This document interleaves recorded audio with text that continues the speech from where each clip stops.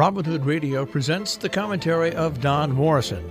Don is a former editor at Time magazine. He's an author, lecturer, and member of the Berkshire Eagle Advisory Board. I sit in one of the dives on 52nd Street, uncertain and afraid, as the clever hopes of a low, dishonest decade expire. Waves of anger and fear circulate over the bright and darkened earth. The unmentionable odor of death offends the night. That's pretty much how W.H. Auden begins one of the most important poems of the last century. It's called September 1st, 1939, the day he began writing it, the day a greedy Germany invaded Poland and launched World War II.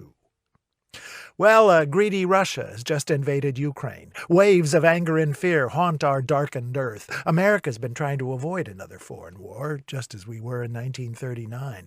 We're still mostly hoping all this will go away. But Auden, who had just landed in New York from his native England, knew the earth had shifted. Things would never be the same. So should we, now. The world will never again trust Vladimir Putin. Russia will be locked out of the global banking, trading, and diplomatic systems for a long time. The U.S. has solidified its position as leader of the free world. Europe is coming together after Brexit and other centrifugal forces pushed it toward a breakup.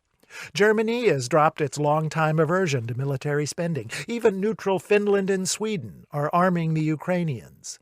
NATO, which Putin has tried to undermine, is suddenly the hottest club in town.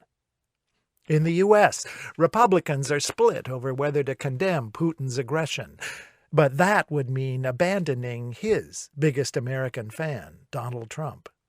If they don't act soon, they could get clobbered in November's midterm elections.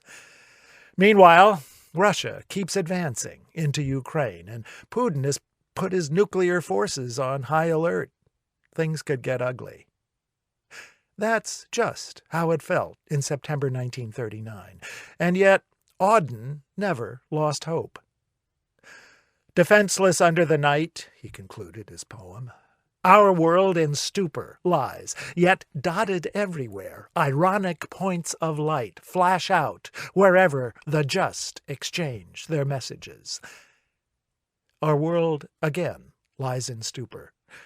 But the just are flashing out their messages, the same message.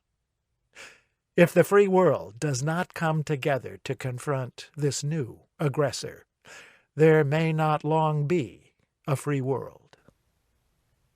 I'm Don Morrison. Don Morrison is an author and editor. He's taught at universities in the United States, Europe, and Asia.